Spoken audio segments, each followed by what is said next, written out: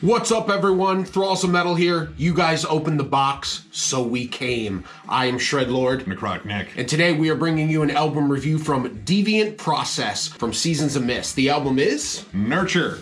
This comes out on the 15th of October as, again, we are in the gauntlet month of releases. This band formed in 2009, though technically they formed in 2008 as Psychic Pain, but changed their name in 2009. They're from Quebec, where a lot of death metal lurks, and this is definitely death metal. This is their second full-length, first one on Season of Mist. I actually own their debut album, Paroxysm, and I was kind of psyched about this one just because this is the first release they've had in a while. In fact, I believe almost 5 years. And I was kind of curious what actually happened to this band. Now, this is described as progressive/technical death metal, and the first album was definitely more along the lines of just straight up technical death metal. This one, kind of seeing some songwriting maturity and moving more into progressive metal, I would say. This album drew a lot of comparisons to me.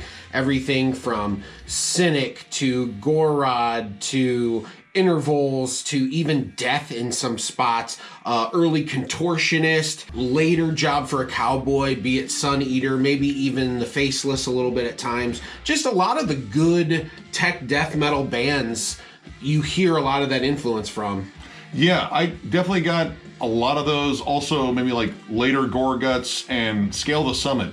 Because one of the things I was kind of expecting, but it wasn't necessarily that, was their debut was definitely very heavy, like very chunky guitars. Of course, still lots of really cool technical interplay, and believe me, you're gonna get tons of that. But the guitars on this are definitely more subdued. They definitely favor more of that prog metal sound. They're a little bit lighter and airier, and these guys are kind of more in love now with lots of dissonant melodies and dissonant melody interplay, I would say. I'd say the guitar riffs are more oriented around tech than death metal now. Yes. It's definitely in the tech where you have a lot of the dissonant noodling on top of the verses and stuff, as opposed to just some riffs or some, even if it were more complicated, just something a little more chuggy, a little more heavy riffy, as opposed to just a couple dissonant things on top of the verses. I mean, right from the rip on the opening track, In Worship, In Blood, I was instantly reminded of Cynic, especially with kind of the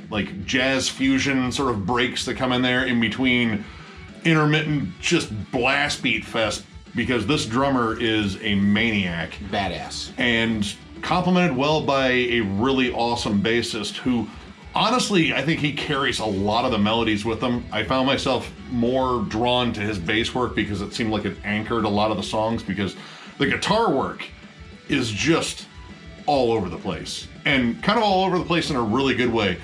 Lead-wise, I don't know if it's just one lead guitarist or it's both of them, but either way, the interplay on this is just wild. The lead style is very reminiscent of Exvius, if you're familiar. They're a very short-term instrumental band. If you're a guitar player that likes fusion guitar players, it's very Alan Holdsworth. It's very Cynic-y. So yeah. It's very Paul Masvidal, legato, wide intervals, even Steve Vai-ish in spots. So it's very, very, very cool. And again, more centered on melody across the board. This has heavier, more brutal moments, but they're really, really sparing. And honestly, I think a lot of the brutality is carried by the vocals. The vocals, I would almost say, are too brutal for the music, because this guy has a really pronounced, nasty, dramatic growl. It's hearty. But at the same time, most of the time, he's kind of going over these very airy, dissonant riffs and, really cool, smooth bass lines. It sometimes is a little jarring, just because he is growling his guts out like he's trying to audition for Cannibal Corpse. Not like Corpse Grinder's gonna leave that. It works well, actually. It is a cool dynamic. I think it almost is too much, but it is just enough. So in anticipation of this album review, the first track that I heard was Asynchronous. I think that's how you say it. Yeah. All right. Cool. Kudos to me. Vocab word. This song immediately made me excited to want to review the album. This had a lot of heavy tech death things and all the ingredients of tech death that I loved. There was bitchin' guitar work. There was that fretless bass that really reminded me of some spots in the last job for a Cowboy album, Sun Eater. It was riffy and it was heavy. And as we go on through this album, that was something that I think lacked a little bit as far as wanting more of. Because when these guys dug their heels in and riffed out on top of the tech stuff, that's when the album shined its brightest. Definitely. I liked the isolated drum and bass sections on here because you could just hear how tight this whole rhythm section is.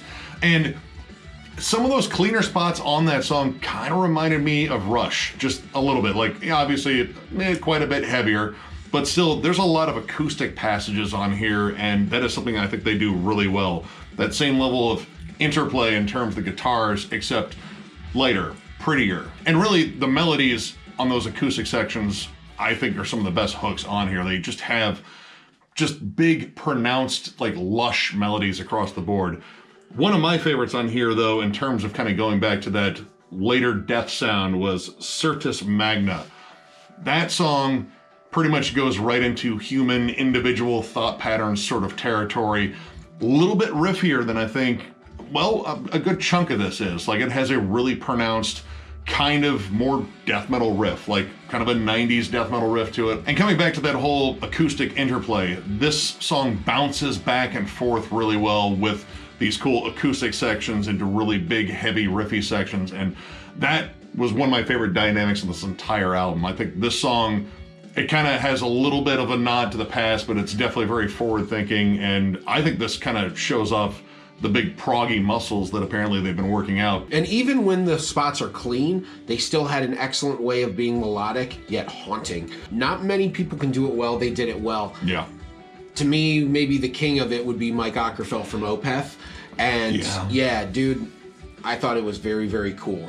How they kept it somber, yet really pretty, and yet really melodic. Because sometimes you go for a hook and you end up getting more majory than minory, and then you get a little more upbeat than sad, and we're somber motherfuckers, so we like being down. And progressive metal, it should progress in terms of like a myriad of different emotions too, and this does a pretty good job of that. There were a couple of moments where I think they didn't explore like maybe the darker side a little bit. Like, a lot of this feels very like spacey, like sort of a journey through the cosmos and such. But the opening to The Hammer of Dogma actually has this kind of almost blackened, sort of dark, foreboding feel. And that whole moment in there, that brief intro, because it doesn't quite last long enough for me, because I really wanted to see them explore that, because, again, the sort of darkness side of the spectrum, I don't think gets explored as much, but that did stand out in terms of just how it opened. Like, okay, that's a totally different feeling than a lot of the other tracks that I've heard on here. Another one of my favorite tracks on here would be the closing track, Cyber Void. Apparently it is a cover, but the one thing that I like about this is how riff intensive it is. This really labors on the death metal side of things. Not that it goes without some tech, but it's maybe 70-30, and that blend is really good. And once again, evidently it's a cover. Yeah, a band called Oblivion, spelled with an E. They were a Canadian technical thrash band. I don't know if they're still around. I don't believe they are, but this is actually from their album Cyber Void, and this has such a completely different feel. Like, you could immediately tell it was a cover, but honestly, it contained a lot of elements that I wanted to hear more on this, because they still did all the technical aspects. There's still sort of that, spacey feel to it, but they brought riffs, they brought some hooks, and they laid on them for a while. Now, granted, technically they weren't their hooks, but they played those cover hooks really, really well. And I want to hear some more by Oblivion. I'm going to have to look into that. So, yeah, I definitely got something out of this that I didn't expect in terms of a cool underground band. But that song kind of illustrated, again, something that I thought was a little bit missing on this, was riffs. They love those dissonant melodies. They are all over here, and it is really cool to hear the interplay, because it doesn't sound like they would mesh up, and I'm kind of just wondering, like, are they looking at each other and trying to figure out, like, is this gonna work? It's like, let's keep working at it. It needed some riffs to really break it up. Like, there are a few spots here and there where they do get a little bit chuggy, a little bit, like syncopated. But for the most part, it's really kind of laboring this odd melodic atmosphere. And you can get too much of a good thing. While I liked it, it kind of took over the album at a certain point. I got to agree with Necrotic here. When it was good, it was really good, and when it was bad, it was still really good. But at this point, we're just kind of nitpicking, and I say that I definitely could have used a little more heft and a little more crunch and a little more balls out heaviness, but there still was that on there, and the melody and the dissonance was really, really good. Could they have expanded upon some things? Yeah, absolutely. But once again, this is their sophomore effort, and this is after a 5-year hiatus. So overall, I think this is really, really good. I'm going to go ahead and give this a 3.5 out of 5. I think this is an excellent sophomore album once again. There is excellent execution on every front, from the vocals down to the drums. The production is killer. The leads are fantastic. If you're a fan of guitar playing at all, this album is a must listen, as it will mesmerize your tits off. The heaviness when it's there is fucking bone crunching, and the prettiness when it's there, you'll weep, you'll cry, you'll gnash your teeth. But overall, solid album, man. Can't wait to hear the third one whenever they release that, and hopefully we get a little bit more, a little bit of that Tyson Wright hook. I am on the same page. I'm going to give it 3.5 stars, pretty much for the same reasons.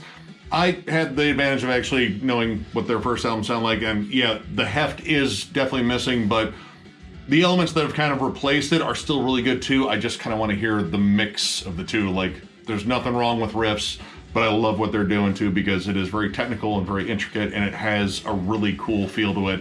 I'm a sucker for, death anything, really. But that sort of cynic feel, Obscura, like all those, really cool techie, proggy bands, when they kind of get that blend right, it's just fucking amazing.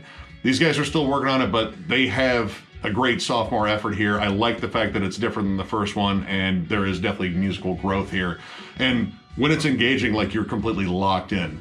But yeah, just a few minor gripes. Overall, this is a solid album, and I recommend you guys check it out. So, if you like the review, please hit the like and subscribe button. If you're not subscribed to our channel, it helps us out, as well as let you know when we put out new stuff, which we do pretty much all the time. Also, welcome to the community, you little guy. Also, if you'd like to help some knuckleheads who really love talking about metal, we have a Patreon link below where you can follow and do so. Also, if you want to get some of our fresh Thralls of Metal digs, please send an email to thrallsofmetal@gmail.com with the header shirts, and we will send you an invoice. Also, our giveaway will be coming relatively soon here. We're going to announce that winner, and thank you all for getting us this far. This has been just kind of a surreal thing, but it's been an absolutely awesome surreal thing that we got to this number. It seems ridiculous, but you guys got us there, and you mean the world to us. This has been an absolute ball so far, and we want to keep this rolling. So I definitely want to make sure we thank you all once again, and we will catch you later.